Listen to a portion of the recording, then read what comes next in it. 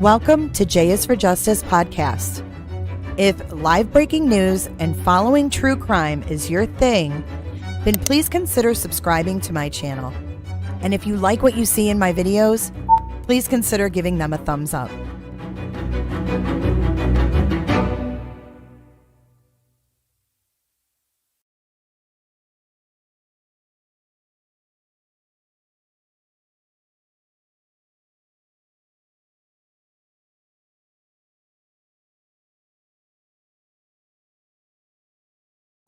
Okay, hey guys. Hopefully you can hear me okay. I have some breaking news. And I'm sorry for my horrible audio, but I am outside and I just got this notice. We have a lot to talk about though with this. We have a lot to talk about. Okay, so let's watch this video really quick. I know I said, holy. There he is outside the Fremont County Courthouse with his daughters.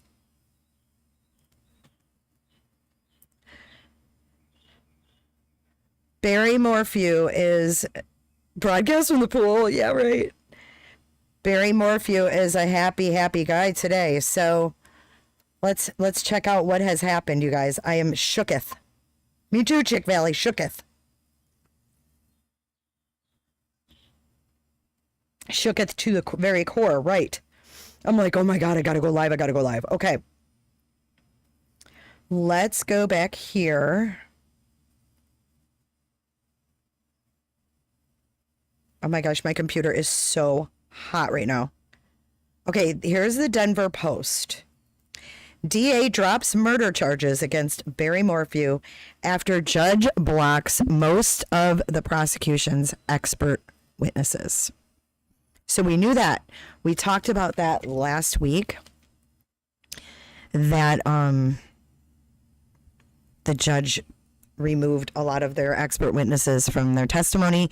We know that the domestic violence was not going to be brought up, or the alleged domestic violence. But I want to go through this and see if there is something to where he can't be tried again, or if he in fact can. So here we go. Let's read through this. Cannon City, Colorado.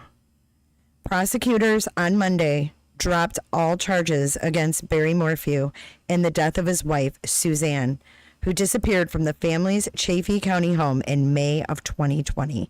And here we are going on 2 years, you guys. Less than 10 days before the murder case was set to go to trial. I just said this morning, oh my gosh, we have jury selection in Barry MORPHEW on April the 28th. Well, no, we don't.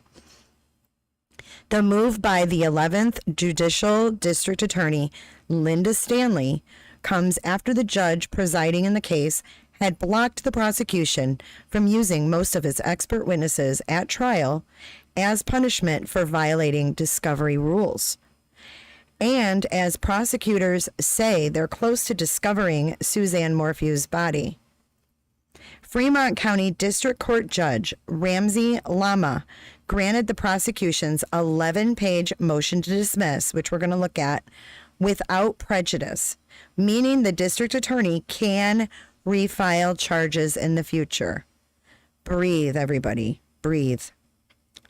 Barry MORPHEW's defense attorney, Iris Ayton, argued in court that the case should be dismissed with prejudice so it cannot be refiled. Wait. Oh, without prejudice. Okay, she wanted it dismissed with prejudice so that they could not charge him again. However, she said Stanley was acting in bad faith to avoid the steep sanctions over the discovery violations. Let me see if I can make this a little bigger here. Hold on. Wow. But, you know, if they find Suzanne, then they can press charges again. Okay, so let's continue. Barry Morphew declined to comment after leaving court Tuesday. Morphew's daughters, who have supported him, both addressed the judge during the hearing. Mallory Morphew said, quote, we fully support this dismissal. We know our dad didn't have anything to do with it, end quote. Macy Morphew said she was looking forward to taking time to heal and, quote, hopefully finding out what really happened to our mom, end quote. In the motion, Stanley wrote that she believes investigators are close to finding Suzanne Morphew's body. The people were hopeful. This is a quote from the DA Stanley. The people were hopeful that the search for and the discovery of the victim's body would be concluded well before trial, but weather has complicated the efforts, she wrote. Stanley also wrote that the judge's limiting of expert witnesses is part of the reason for the dismissal. The court functionally excluded the people's best evidence to move forward in this case by severely limiting our experts' testimony.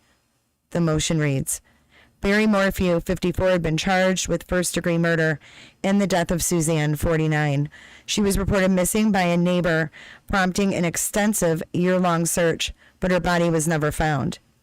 Barry was charged with murder and connected counts in May of 2021 and was set to stand trial on April 28th. Prosecutors argued that Barry Morphew discovered his wife's nearly 2-year extramarital affair and killed her on the evening of May 9th, 2020, then disposed of her body and staged a bike crash before leaving early the next day to work in Broomfield.